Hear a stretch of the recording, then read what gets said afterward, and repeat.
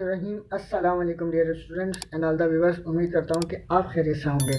ठीक है, तो बेसिकली आज जो है हमारा मोस्ट इम्पॉर्टेंट लेक्चर है। ठीक है, आज जो है हम ऑनलाइन मॉक टेस्ट जो हमारा हुआ था 10 तारीख को, ठीक है, यानी कि 10 तारीख को जो हमारा मॉक टेस्ट हुआ है, आज हम उस मैथ पोर्शंस के क्वेश्चंस को डिस्कस करेंगे। ठीक है, तो बहुत मोस्ट इम्पॉर्टेंट लेक्चर है। आज हम पूरे के पूरे 25 MCQs को डिस्कस करेंगे जो हमारे मॉक टेस्ट में आए थे। ठीक है, तो आप वीडियो के साथ जुड़े रहिएगा। तो काइंडली वीडियो को जो है पूरी वॉच कीजिएगा ताकि आपको समझने को मिले। ठीक है, बहुत अच्छे अच्छे MCQs मैंने इसमें रखे थे, तो आप लोग ये वीडियो वॉच करें ताकि आपको जो है अच्छे से समझ में आए। ठीक है, तो अगर आप मेरे यूट्यूब चैनल पर न्यू आए तो काइंडली चैनल को लास्ट में सब्सक्राइब करें और बेल आइकन पर जो है क्लिक करें ताकि आने वाली हर लेटेस्ट वीडियो आपको मिल सके। ठीक है स्टूडेंट्स, तो देखो हमारे को पहला MCQ यहाँ पे देखो हमारे को क्या दे रहा था। वो कह रहा है कि ना कि A का कॉम्प्लीमेंट यूनियन B का कॉम्प्लीमेंट जो है हमारे किसके इक्वल होता है। ठीक है, देखो बेसिकली जो है A का कॉम्प्लीमेंट यूनियन B का कॉम्प्लीमेंट जो है हमारे जो इक्वल होता है वो A इंटरसेक्शन B का होल कॉम्प्लीमेंट के इक्वल होता है। किसके क्यों होता है, देखो ये हमारे पास क्या आता है, डी मॉर्गन्स लॉ। ठीक है, डी मॉर्गन्स लॉ जो है हमारे पास यहाँ पे लगा है। जो डी मॉर्गन्स लॉ वो जो बताता है कि अगर आपका ए का कॉम्प्लीमेंट यूनियन बी का कॉम्प्लीमेंट करो तो वो इसके इक्वल आता है। अब कैसे आता है देखो, मैं इसको पूरा प्रूव करके आपको दिखाता हूँ कि लाइक सपोज आप सेट सपोज कर लो। ठीक है, पहले मैं एक यूनिवर्सल सेट सपोज कर लेता हूँ। मेरे पास है 1 2 3 4 और 5। ठीक है, ये सेट आपको सपोज करने पड़ेंगे। ठीक है, और जो है मेरे पास ए सेट है, यहाँ पे मैं ए सेट सपोज कर लेता हूँ 1 2 3, और बी सेट में यहाँ पे सपोज कर लेता हूँ वो है 2 3 एंड 4। ठीक है, ये सेट मैंने आपको सपोज कर ली है। यहाँ पे 3 4 5 कर लो। ठीक है, इस तरीके कर लो। ठीक है, अब मैंने यहाँ पे क्या कर लिया 3 4 5 जो है मेरा बी सेट है। यूनिवर्सल सेट क्या है 1 2 3 4 5। पहले हम क्या करेंगे, पहले हम इसे सॉल्व करेंगे। ठीक है, इसका जो आंसर आएगा तो राइट हैंड साइड यानी कि फिर इसे सॉल्व करेंगे तो देखेंगे कि दोनों के आंसर अगर सेम आ रहे हैं, इक्वल आ रहे हैं, तो हमारे पास ऑप्शन जो है राइट होगा। ठीक है, according to De Morgan's law तो हमारे पास आंसर यही है। तो अब इसको हम प्रूफ भी करते हैं। ठीक है, अगर मैं पहले जो है ए का कॉम्प्लीमेंट निकालूं तो ए का कॉम्प्लीमेंट कैसे निकलता है कि यू में से ए को माइनस करना पड़ता है। तो यू की वैल्यू क्या है मेरे पास 1 2 3 4 और 5। ठीक है, ये मेरे पास जो है सेट है यूनिवर्सल सेट, और मेरे पास ए सेट क्या है यहाँ पे 1 2 3। ठीक है, ये मेरे पास ए सेट आ गया। तो ए का कॉम्प्लीमेंट मेरे किसके इक्वल आएगा यहाँ पे। इसमें क्या होता है देखो, हम क्या कर रहे हैं यहाँ पे डिफरेंस निकालना है। ये माइनस नहीं है, डिफरेंस है। ठीक है, डिफरेंस में क्या होता है कि हम सेम एलिमेंट्स को कट कर देते हैं, यानी कि 1 2 3 यहाँ पे जो है सेम एलिमेंट कट हो जाए तो बाकी जो एलिमेंट्स बचेंगे वो हम क्या कर देते हैं, वो लिख देते हैं। लेकिन कौन से, इस वाले सेट के, जो पहले वाला सेट होता है। तो यूनिवर्सल सेट जो है हमारे पास, इसमें कौन से एलिमेंट बचे 4 और 5। ठीक है, अब इसी तरह हम बी का कॉम्प्लीमेंट निकालेंगे। अगर मैं बी का कॉम्प्लीमेंट निकालूँ तो क्या होगा, यू माइनस ए होगा मेरे पास वही सेम। तो ए 1 2 3 4 और 5। ठीक है, ये मेरे पास आ गया, और माइनस यानी कि डिफरेंस किसका आएगा मेरे पास 3 4 और 5। ठीक है, ये एलिमेंट्स मैंने वहाँ पे सपोज किए थे। तो अब इसमें क्या होगा, इसमें भी सेम एलिमेंट्स जो हैं वो कट हो जाएंगे, यानी कि 3 4 5 मेरे पास यहाँ पे कट हो जाएगा। तो बाकी जो एलिमेंट्स बचेंगे वो हम लिख देंगे। तो बी का कॉम्प्लीमेंट मेरे किसके इक्वल आया यहाँ पे 1 2। अब वो क्या बोल रहा था कि ए का कॉम्प्लीमेंट और बी का कॉम्प्लीमेंट का हमें क्या करना है, यूनियन करना है। तो ए कॉम्प्लीमेंट ये रहा, बी कॉम्प्लीमेंट ये रहा। अगर मैं इसका यूनियन करूँ तो मेरे पास क्या आएगा यहाँ पे, बेसिकली क्या आ जाएगा मेरे पास यहाँ पे 4 5, यहाँ पे 1 2। तो आंसर क्या बनेगा 1 2 4 5। ठीक है स्टूडेंट्स, तो ये मेरे पास क्या हो गया, मेरे पास यहाँ आ गई राइट हैंड साइड। ठीक है, सॉरी लेफ्ट हैंड साइड। ठीक है, ये मेरे पास आ गई लेफ्ट हैंड साइड। अब मैं क्या करूँगा, राइट हैंड साइड लूँगा। राइट हैंड साइड क्या है मेरे पास, ये ए इंटरसेक्शन बी उसका होल का कॉम्प्लीमेंट। तो पहले मुझे क्या करना पड़ेगा, पहले मुझे ब्रैकेट को सॉल्व करना पड़ेगा, यानी कि ए इंटरसेक्शन बी निकालना है। तो ए इंटरसेक्शन बी, तो मेरे को देखो ए एक साइड मेरे पास क्या गिवन है यहाँ पे, ए इंटरसेक्शन बी निकालना हो ना। तो ए साइड क्या है मेरे पास यहाँ पे 1 2 3 है, और बी साइड मेरे पास क्या है यहाँ पे, बी साइड जो है मेरे पास वो क्या है यहाँ पे 3 4 और 5। तो इंटरसेक्शन में क्या होता है, जो सेम एलिमेंट्स होते हैं दोनों साइड में से वो हम लिख देते हैं। तो सेम एलिमेंट यहाँ पे कौन सा, जस्ट 3 है, तो हम यहाँ पे 3 लिख देंगे। ठीक है, अब मुझे क्या करना है कि ए इंटरसेक्शन बी का कॉम्प्लीमेंट निकालना है। ठीक है, तो यूनियन में से माइनस कर दूंगा किसको, ए इंटरसेक्शन बी को मैं माइनस कर दूंगा। तो यूनिवर्सल सेट क्या है मेरे पास यहाँ पे 1 2 3 4 और 5। ठीक है, ये मेरे पास यूनिवर्सल सेट आ गया, और जो ये डिफरेंस आ गया मेरे पास किसका, ए इंटरसेक्शन बी का। तो वो सेट मेरे पास क्या है 3 है, तो ये मैंने 3 लिख दिया। अब इसमें क्या होगा, सेम एलिमेंट जो है वो कट आउट हो जाएगा। तो ये कट होगा तो अब हम क्या करते हैं, जो पहले वाला एलिमेंट होता है वो उसको लिख देते हैं। तो मैंने यहाँ पे देखो, यहाँ पे लिख दिया, तो मेरे पास क्या आ गया 1 2 4 5। ठीक है, तो देखो ये सेट देखो और ये सेट देखो, सेम आ गया या नहीं आया? ये मेरे पास राइट हैंड साइड है, आप खुद देखो सेम आई नहीं आए? क्या आया 1 2 4 5, 1 2 4 5 दोनों सेम आ गए। तो मेरे पास राइट ऑप्शन कौन सा है यहाँ पे? बी जो है मेरे पास राइट ऑप्शन है। ठीक है, ये तो आप वैसे भी याद कर सकते हो कि ये जो है इसके इक्वल आता है डी मॉर्गन्स लॉ, आप ये याद कर लेना। अगर वो इस तरीके से दे दे कि ए का कॉम्प्लीमेंट दे आपको, ए का कॉम्प्लीमेंट इंटरसेक्शन बी का कॉम्प्लीमेंट दे, तो क्या होगा? तो यहाँ पे क्या होगा, ऑपरेशन की साइन चेंज हो जाएगी, ए यूनियन बी होल का कॉम्प्लीमेंट आ जाएगा। तो इस तरीके से हो जाएगा। ठीक है, तो ये डी मॉर्गन्स लॉ आप भले याद कर लो, तो ये आसान है। ठीक है, तो उम्मीद है कि आपको समझ में आया होगा। तो इससे, और देखो ये है ब्यूटी ऑफ मैथमेटिक्स। ठीक है, तो उम्मीद है कि आपको समझ में आ गया होगा। आगे और क्वेश्चंस को देखते हैं। सेकंड क्वेश्चन देखो स्टूडेंट्स, हमारे को क्या दे रहा है? वो दे रहा है कि आयोटा की पावर 63 किसके इक्वल होगा। देखो मैं आपको पहले ही बता चुका था कि आयोटा जो है हमेशा स्क्वायर में ब्रेक होता है और उसकी वैल्यू होती है -1। ठीक है, अब इसको स्क्वायर में ब्रेक करो, तो इसको स्क्वायर में ब्रेक कैसे करोगे आप? इसको यहाँ पे लिखो कि आयोटा स्क्वायर, ठीक है, उसको ब्रेक करो यहाँ पे, तो क्या हो जाएगा, यहाँ पे आ जाएगा हमारे पास, यहाँ पे आप जो है इसको इस तरीके से ब्रेक करना है कि 2 3 जा 6 हो जाएगा। ठीक है, और 2 1 जा 2 हो जाएगा, लेकिन डॉट आयोटा हम जो है अलग से लिख देंगे। ठीक है, जब इस तरीके से ब्रेक करेंगे ना इसको, 63 तो आता ही नहीं है 2 के टेबल में, तो हमने क्या करा, डॉट आयोटा, एक आयोटा हमने अलग से लिख दिया। अब हम यहाँ पे क्या करेंगे, यहाँ पे हमारे पास आ जाएगी जो आयोटा स्क्वायर की वैल्यू कितनी आ जाएगी, -1। ठीक है, और यहाँ पे हमारे पास क्या आ जाएगा, यहाँ पे हमारे पास पावर आ जाएगी 31। ठीक है, डॉट आयोटा। तो अब यहाँ पे क्या है, अगर किसी भी माइनस की पावर अगर ऑड हो तो हमारे पास आंसर क्या आता है, माइनस में आता है। तो -1 जो है जब आयोटा को मल्टीप्लाई करेगा तो हमारे पास आंसर क्या आ जाएगा, माइनस का आयोटा। तो हमारे पास यहाँ पे सी ऑप्शन राइट होगा। ठीक है स्टूडेंट्स, तो उम्मीद है कि आपको समझ में आ रही होगा। ठीक है, अब देखो तीसरा जो है हमारे पास क्वेश्चन क्या दे रहा है। देखो ये लेक्चर मैं पहले अपलोड कर चुका था, जिसमें मैंने आपको बताया था कि रूट्स की अगर नेचर बतानी है तो कैसे बताएंगे। तो देखो इसमें क्या बोल रहा है कि the nature of the roots of the equation. ठीक है, ये इक्वेशन आपको दे रहा है, बोल रहा है कि इसकी जो रूट्स आएंगे उसकी नेचर क्या होगी वो हमें बताओ। रियल एंड इक्वल होगी, रियल एंड अनइक्वल होगी, या कॉम्प्लेक्स होगी, या इमेजनरी रूट्स होंगे। मतलब आंसर बताना है किस में आएगा, उसकी रूट्स की नेचर क्या होगी वो हमें बताना है। तो देखो पहले इस इक्वेशन को सेट कर लो। इक्वेशन क्या दे रहा है, 4x स्क्वायर, ये माइनस का सॉरी प्लस का 2x है, इधर लिया किस में हो जाएगा, माइनस का 2x प्लस का 7 इक्वल टू 0। अब यहाँ पे हमें क्या लगाएंगे, डिस्क्रिमिनेंट लगाएंगे, जिसका फार्मूला बी स्क्वायर माइनस का 4ac। ठीक है, तो यहाँ पे आपके पास a की वैल्यू क्या है, यहाँ पे 4 है, b की वैल्यू क्या है, -2 है, और c की वैल्यू क्या है, यहाँ पे 7 है। तब पुट करो वैल्यू को, मैं यहाँ पे b की वैल्यू रखता हूँ -2 का स्क्वायर माइनस का 4 प्लस की a की जगह यहाँ पे क्या आ जाएगा 4, और c की जगह ये आ जाएगा 7। अब यहाँ पे आप इसको करो, जब इसको हम फर्दर सॉल्व करेंगे तो कितना हो जाएगा, 2 का स्क्वायर 4, 4 4 जा 16 को जब हम मल्टीप्लाई करेंगे 7 से। ठीक है, तो 6 6 जा 36 42। ठीक है, तो ये 4 ऊपर चले जाएगा, 7 1 जा 7, 7 4 जा 7 और जो है 4 कितना हो जाएंगे 112। ठीक है, तो 112 4 -1 1 2। ठीक है, 4 को माइनस करेंगे 112 से। लेकिन यहाँ पे ये चीज़ देखो कि माइनस किसके साथ है, बड़ी वैल्यू के साथ है ना, तो आंसर किस में आएगा, माइनस में आएगा। तो कितना आ जाएगा मेरे पास, माइनस का 108। तो आंसर किस में आ रहा है, माइनस में आ रहा है। जब आंसर माइनस में आ रहा है तो हमने क्या बोला था कि वो कौन से रूट्स के लाएंगे हमारे पास, वो हमारे पास कौन से रूट्स के लाएंगे, जब माइनस में आता है हमारे पास, तो हमने उसको बोला था वो हमारे पास इमेजनरी रूट्स के लाएंगे। ठीक है, सॉरी ये ब्लू वाला लेना था, तो हमारे पास वो कौन से रूट्स के लाएंगे, इमेजनरी रूट्स के लाएंगे। ठीक है स्टूडेंट्स, ठीक है स्टूडेंट्स, अब हम आगे और क्वेश्चन को डिस्कस करते हैं। 4 क्वेश्चन आप देखो स्टूडेंट्स, यहाँ पे क्या दे रहा है, क्वेश्चन नंबर 4 वो कह रहा है find the solution of this equation. ठीक है, ये आपको एक क्वाड्रेटिक इक्वेशन दे रहा है, बोल रहा है कि इसका जो है सॉल्यूशन फाइंड करके दो मेरे को। ठीक है, आंसर आपको यहाँ पे दे रहा है, तो इसमें से कौन सा राइट आंसर होगा। ठीक है, मैं आपको ये समझा चुका हूँ लेक्चर इक्वेशन वाले में। अगर आप जो है बैक सॉल्विंग मेथड से सॉल्व करना चाहो तो उससे भी कर सकते हो, वरना आप जो है मतलब इसको फैक्टर करके भी सॉल्व कर सकते हो। ठीक है, यहाँ पे मैं फैक्टर करके सॉल्व करूँगा। तो फैक्टर में हम क्या करते हैं, पहले फर्स्ट टर्म को लास्ट टर्म से मल्टीप्लाई करते हैं। तो 5 को 2 से किया तो हमारे पास आंसर क्या आया, यहाँ पे 10 आया। ठीक है, 5 को जब मैंने 2 से किया तो 10 आंसर आया। तो अब ये बीच वाली वैल्यू को मुझे इस तरीके से तोड़ना है, ब्रेक करना है कि मेरे पास सम करूँ तो 9 आए और मल्टीप्लाई करूँ तो मेरे पास 10 बने। ठीक है, ऐसे ही होगा।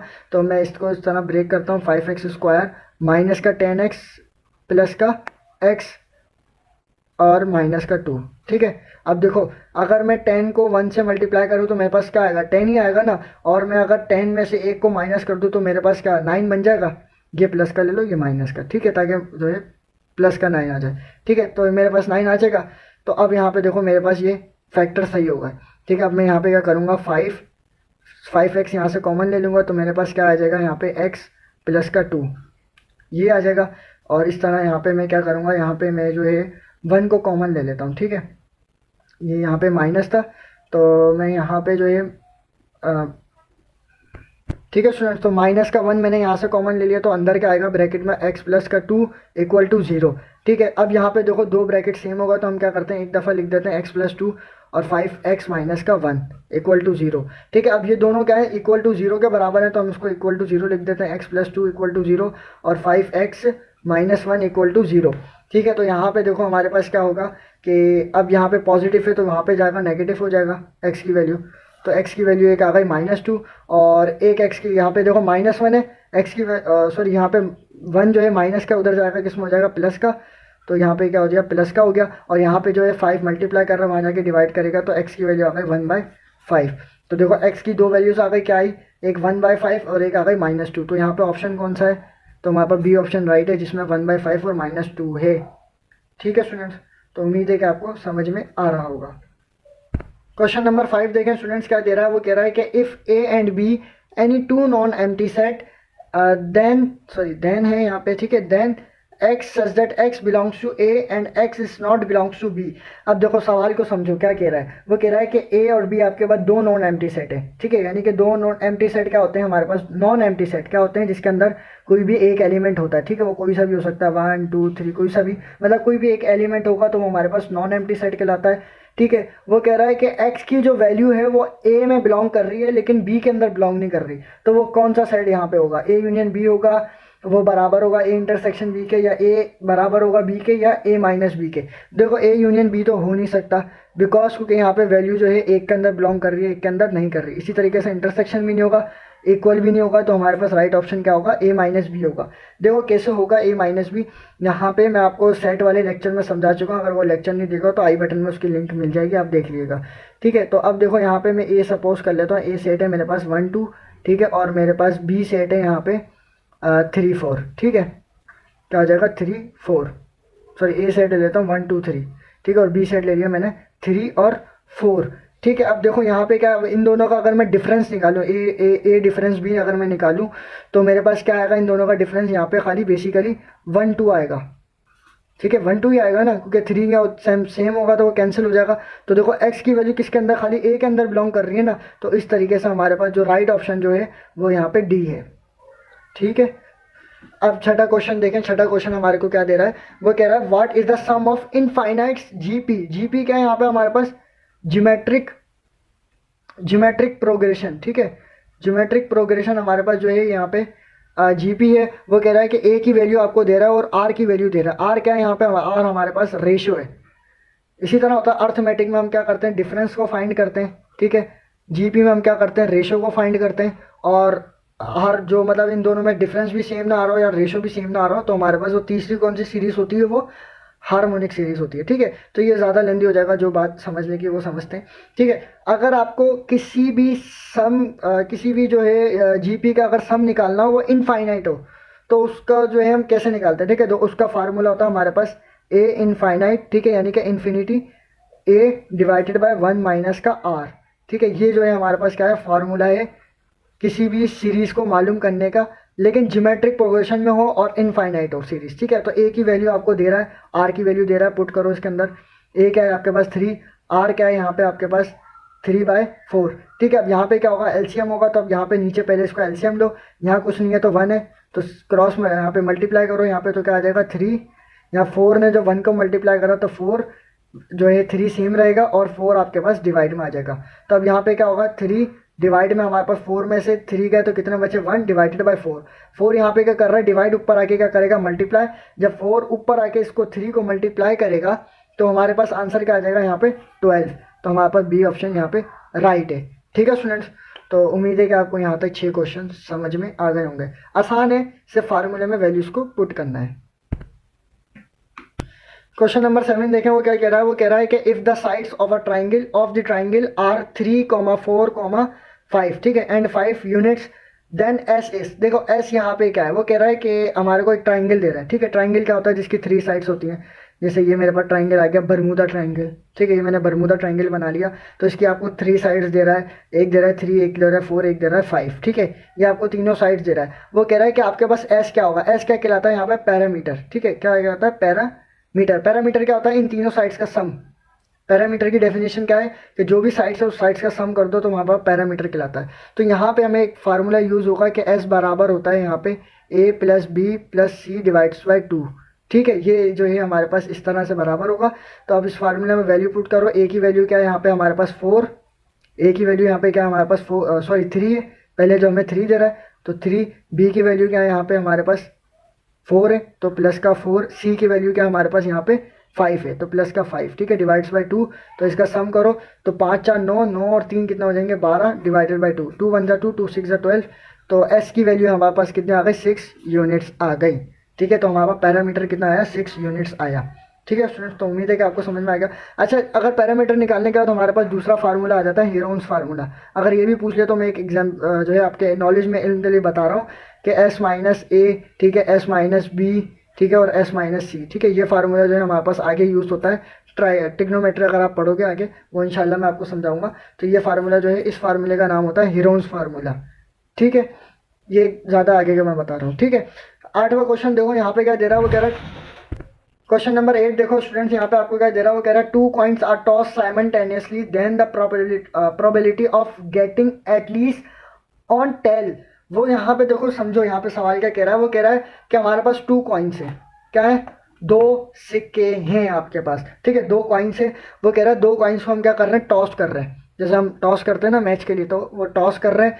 वो कह रहा है कि हम साइमल्टेनियसली मतलब उसको टॉस करें तो क्या प्रोबेबिलिटी का मतलब होता है चांस, क्या होता है, चांस। तो कितना चांस है कि उसके अंदर टेल आएगा, ठीक है। देखो पहले हम जो है 2 कॉइन्स है ना, एक साथ हमने टॉस किया तो पहले मेरे पास आ सकता है टेल, यानी कि एक कॉइन में मेरे पास टेल आएगा, दूसरे कॉइन में भी क्या आ जाएगा, टेल आ जाएगा। इसी तरीके से फिर आ सकता है टेल हेड, एक में टेल आ जाए दूसरे में हेड आ जाए, इस तरह आ सकता है हेड और टेल आ सकता है, और आ जाता है हेड भी आ सकता है, ठीक है। तो ये मेरे पास इस तरीके से आ सकता है, ठीक है स्टूडेंट्स। तो मेरे पास क्या आता है, एक में मेरे पास पहले टेल आ सकता है, मेरे पास फिर हेड टेल आ सकता है, फिर मेरे पास टेल हेड आ सकता है, फिर मेरे पास हेड आ सकता है। यानी कि भाई एक कॉइन जब टॉस करोगे, ठीक है, एक साथ अगर मैंने दोनों कॉइन टॉस किए तो पहले क्या आ गया, एक कॉइन में टेल आया, दूसरे कॉइन में भी टेल आ गया।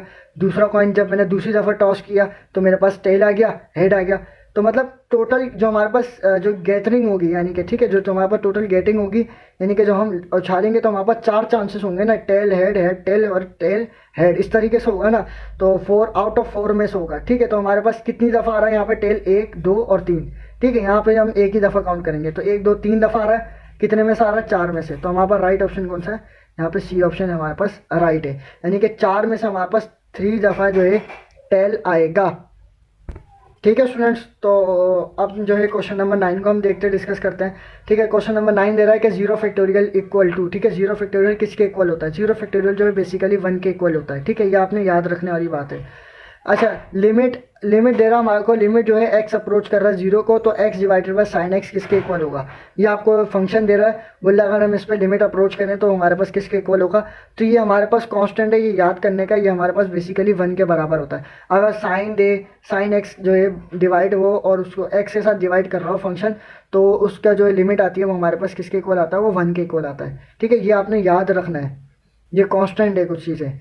ओमेगा स्क्वायर की वैल्यू ये भी कांस्टेंट है, आपने याद रखनी है। तो ओमेगा स्क्वायर की वैल्यू जो आपके पास होती है वो मैं आपको बता चुका हूँ कि -1 माइनस का जो है 3 रेडिकल और आयोटा डिवाइडेड बाय 2, ठीक है। ये याद रखने वाली चीज़ है। ओमेगा की वैल्यू क्या होती है, ओमेगा स्क्वायर की वैल्यू क्या आती है, ठीक है। आप एक और चीज़ याद रखना कि ओमेगा जो क्यूब की वैल्यू होती है वो 1 होती है, ठीक है। और ओमेगा क्यूब जो है मतलब ओमेगा को जो है हम क्यूब के अंदर ब्रेक करते हैं, ठीक है स्टूडेंट्स।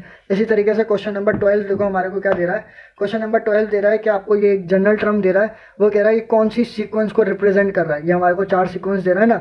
तब देखो n क्या है, यहाँ पे n जो है नंबर ऑफ टर्म्स है, ठीक है, जो हम वैल्यूज़ को पुट करेंगे। तो यहाँ पे पहले आप वैल्यू को पुट करो, n की जगह पे पहले मैं 1 रख के पुट करता हूँ। जब मैंने 1 रखा तो क्या आ जाएगा मेरे पास 1 माइनस 1 डिवाइडेड बाई 2, ठीक है। जब हमने ऐसा रखा तो यहाँ पे क्या हो गया 0, तो मेरे पास आंसर क्या आ जाएगा, बेसिकली 0 आ जाएगा ना। यहाँ पे क्या हो गया 1 - 1 को जब मैंने कैंसिल करा तो यहाँ पे क्या आ गया 0, 0 ने 1 को मल्टीप्लाई करा 0, डिवाइड करा 0, तो मेरे पास 0 आ गया। तो यहाँ पे स्टार्टिंग किससे हो रही है 0 से, तो ये आंसर सही है। आप एक एक करके वैल्यूज़ को पुट करना। अगर कोई भी आपको ऐसे जनरल टर्म दे देना तो उसके अंदर आप क्या करोगे, n की जगह पे वैल्यूज़ को पुट करोगे 1 2 3 4 5 6 7 8 9 10। तो एक एक करके वैल्यूज़ को पुट करोगे तो आपकी जो है सीरीज सीक्वेंस बनती जाएगी। क्या बनेगी, सीक्वेंस। ठीक है स्टूडेंट्स, अब आगे क्वेश्चन को डिस्कस करते हैं। क्वेश्चन नंबर 13 देखें स्टूडेंट्स, हमारे को क्या दे रहा है, वो कह रहा है कि डेरिवेटिव निकालना है 2x की पावर 5 का। ठीक है, तो आपको पता है कि पावर रूल के मुताबिक हम डेरिवेटिव कैसे निकालते हैं। अगर मुझे x पावर n की डेरिवेटिव निकालनी है तो क्या करूँगा, मैं n को जो है पहले बेस के साथ कोफिशिएंट के साथ मल्टीप्लाई करूँगा। यहाँ पे कोफिशिएंट होगा तो मेरे पास यहाँ पे क्या हो जाएगा nx, और पावर में से क्या करता हूँ x को माइनस कर देता हूँ, यानी 1 को माइनस कर देता हूँ। ठीक है, तो ये मेरे पास क्या आ गया, जनरल आ गया।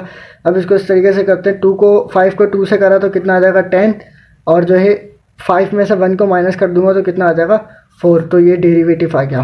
ठीक है, इसी तरीके से मुझे इंटीग्रेशन निकालनी है किसकी, x² प्लस x माइनस 2 ठीक है, ये फंक्शन है, मेरे को इसकी इंटीग्रेशन निकालनी है।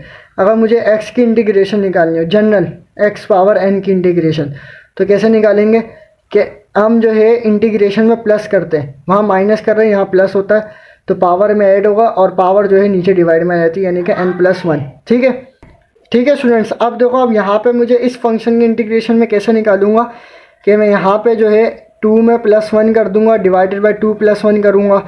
इसी तरीके से x में यहाँ पे कुछ पावर नहीं है तो 1 है, तो 1 + 1 डिवाइडेड बाई 1 + 1, ठीक है, 1 = 2 बन जाएगा। और अगर हमारे पास कांस्टेंट होता है तो कांस्टेंट का डेरिवेटिव हमारे पास 0 हो जाता है, लेकिन जब हमारे पास कांस्टेंट हो तो उसके साथ हमारे पास x लग जाता है इंटीग्रेशन में। ठीक है, तो इसकी इंटीग्रेशन क्या हो जाएगी, x³ divided by 3 plus x² divided by 2 plus का 2x प्लस का c। ठीक है, ये c लिखना आपने बहुत ज़रूरी है, क्योंकि c नहीं लिखोगे क्योंकि c जो है यहाँ पे हमारे पास बेसिकली कांस्टेंट होता है इंटीग्रेशन में। ठीक है, तो ये आ गई इसकी इंटीग्रेशन। इसी तरीके से 15वां क्वेश्चन हमारे को दे रहा है, वो कह रहा है find the distance between the 2 points. ठीक है, ये हमारे को 2 पॉइंट्स दे रहा है A and B, P1 and PQ। तो इस पॉइंट्स का हमें क्या करना है, डिस्टेंस मालूम करना है। ठीक है, यानी कि जैसे समझ लो एक लेंथ है, ठीक है, एक पॉइंट है P, यानी कि P1 और P2। ठीक है, इन दोनों का क्या करना है, डिस्टेंस मालूम करना है यहाँ से यहाँ तक का। तो डिस्टेंस का फार्मूला क्या है हमारे पास, D जो है बराबर होता है x2 माइनस x1 का whole square plus y2 minus y1 का होल स्क्वायर। ठीक है, ये हमारे पास जो है डिस्टेंस का फार्मूला है। ठीक है, ये हमारे पास जो है डिस्टेंस का फार्मूला। अब इसके अंदर वैल्यूज़ को पुट करो। अब ये आपका जो है होमवर्क है, ये आपने वैल्यूज़ को पुट करके अपने इसको सॉल्व कर लेना है। तो यहाँ पे x1 की वैल्यू ये है, y1 की वैल्यू ये है, x2 की वैल्यू ये है और y2 की वैल्यू ये है। ठीक है, तो उम्मीद है कि आपको यहाँ तक समझ में आ गया होगा। सिर्फ आप अपने क्या वैल्यूज़ को पुट करना है और आपने ये इसको खुद से सॉल्व करना है, ये आपका होमवर्क है। ठीक है, क्वेश्चन नंबर 16 दे रहा हमारे को, वो कह रहा है cos 90 किसके इक्वल होता है। ठीक है, ये तो आप सबको पता होगा, cos 90 हमारे पास 0 के इक्वल होता है। ठीक है, अब इसी तरह क्वेश्चन नंबर 17 दे रहा है, वो कह रहा है an ordered set of a numbers form according to a definite rule is called a dash. ठीक है, यूनिवर्सल सेट, सीक्वेंस, ग्रुप या ग्रुपाइड। ठीक है, वो आपको कह रहा है कि हमारे पास जो नंबर्स हैं वो फॉर्म्ड हो रहे हैं, ठीक है, बन रहे हैं किसी एक डेफिनेट रूल के मुताबिक, तो उसको हम क्या बोलते हैं। ठीक है, नंबर जो है हमारे पास एक किसी डेफिनेट रूल के मुताबिक जो बनते हैं उसे हम बोलते हैं सीक्वेंस। जो सीक्वेंस होती है बेसिकली वो हमारे किसी रूल के मुताबिक चल रही होती है। अच्छा, combination, formula of combination. Combination का हमें जो है फार्मूला बताना है, वो आपको बताया था, क्या होता है, n factorial divided by r factorial n minus r whole का फैक्टोरियल। ठीक है, ये फार्मूला है किसका, कम्बिनेशन का। अब आपको बोल रहा है यहाँ पे जो है इस वाले क्वेश्चन में बोल रहा है डेरिवेटिव ऑफ साइन x, क्या करना है, हमें साइन एक्स का डेरिवेटिव बताना है कि साइन एक्स का डेरिवेटिव क्या होता है। ठीक है, तो ये कांस्टेंट है, ये आपको याद करने पड़ेंगे। ये टेबल आपको जो है उसके अंदर मिल जाएगा बुक के अंदर। साइन का क्या होता है, कॉस का क्या होता है, ट्रिग्नोमेट्रिक फंक्शन जो भी मतलब है उनको याद करना पड़ेगा। तो साइन का बेसिकली जो है डेरिवेटिव होता है वो होता है कॉस एक्स। ठीक है, इसी तरह derivative of E power x, E power x का डेरिवेटिव मेरे पास क्या होता है, वो ई पावर एक्स ही होता है, सेम ही होता है। ठीक है, और अगर इसकी इंटीग्रेशन लें ई पावर एक्स की तो वो भी क्या होगी, सेम ही रहेगी, इसमें कोई चेंज नहीं आएगा। ठीक है स्टूडेंट्स, ये हमारे पास कहलाता है एक्सपोनेंशियल फंक्शन। तो उम्मीद है कि आपको समझ में आ रहा होगा। ठीक है स्टूडेंट्स, अब ये वाला फंक्शन ये वाला क्वेश्चन देखें, वो क्या कर रहा है, find the derivative of ln x। ठीक है, ln x का डेरिवेटिव क्या होगा ये हमें बताओ। ठीक है, हमें क्या करना है, ln x का डेरिवेटिव बताना है। तो देखो बेसिकली ln x का जो डेरिवेटिव होता है वो होता है 1 डिवाइडेड बाई x। ठीक है, तो ये हमारे पास ये होता है डेरिवेटिव। तो ये भी आपने जो है समझने का और ये याद करने वाले टेबल है। इसी तरीके से हम देखो हमारे को दूसरा क्वेश्चन दे रहा है, वो कह रहा है 60 डिग्री जो है चेंज करो रेडियन में। 60 डिग्री को हमें क्या करना है, रेडियन में चेंज करना है। तो देखो अगर हम डिग्री से अगर रेडियन में जाते हैं ना, तो हम क्या करते हैं, उसको मल्टीप्लाई करते हैं पाई बाय 180 से। ठीक है, पाई बाय 180 से हम क्या करेंगे, मल्टीप्लाई करेंगे। ठीक है स्टूडेंट्स, तो हम क्या करेंगे, पाई बाय 180 से मल्टीप्लाई करेंगे। तो देखो 0 से 0 कैंसिल हो जाएगा, 6 1 जा 6, 6 3 जा 18। तो हमारे पास आंसर क्या आ जाएगा, पाई बाय 3 आ जाएगा। ठीक है, अगर हमें रेडियन से अगर जो है डिग्री की तरफ जाना होगा तो आप क्या करोगे, उसको मल्टीप्लाई कर देना 180 डिवाइडेड बाय पाई से। ठीक है, अगर आप रेडियन से डिग्री की तरफ जा रहे हो तो उसको मल्टीप्लाई करोगे 180 डिवाइडेड बाय पाई। अगर डिग्री से रेडियन की तरफ जा रहे हो तो पाई बाय 180 से मल्टीप्लाई करोगे। अच्छा, आपको ये बोला है कि ए का ट्रांसपोज बराबर होता है -a। तो ये आपको किसका सवाल दे रहा है, मैट्रिक्स का सवाल दे रहा है। तो आपसे पूछ रहा है कि जो है ए का ट्रांसपोज जो है किसके बराबर होता है। ठीक है, तो ये हमारे पास कौन सा जो है मैट्रिक्स कहलाता है, ये कहलाता है स्क्यू सिमेट्रिक मैट्रिक कहलाता है। ठीक है, स्क्यू सिमेट्रिक का जो है हमारे पास मैट्रिक्स कहलाता है। तो ये हमारे पास ये आपको जो है याद करने पड़ेंगे कि कौन सा ट्रांसपोज जो है किसके बराबर होता है। ठीक है स्टूडेंट्स, तो ये वो क्वेश्चंस थे जो मैंने मॉक टेस्ट में आप सबको दिए थे, ये मैथ पोर्शन के। तो उम्मीद है कि आपको ये जो है क्वेश्चन समझ में आ गए होंगे और जो है आपका कॉन्सेप्ट अच्छे से क्लियर हो गया होगा। ठीक है, अगर आपका अभी भी कोई क्वेश्चन है तो आप मेरे से कमेंट करके पूछ सकते हैं। तो बहुत इजी क्वेश्चन थे, तो उम्मीद है कि आपका कॉन्सेप्ट अच्छे से क्लियर हो गया होगा। ठीक है, तो अगर वीडियो अच्छी लगी तो वीडियो को लाजमी लाइक करें और अपने दोस्तों के साथ शेयर करें ताकि दूसरों का भी जो है भला हो जाए। ठीक है, थैंक्स फॉर वॉचिंग, दुआ में याद रखिएगा।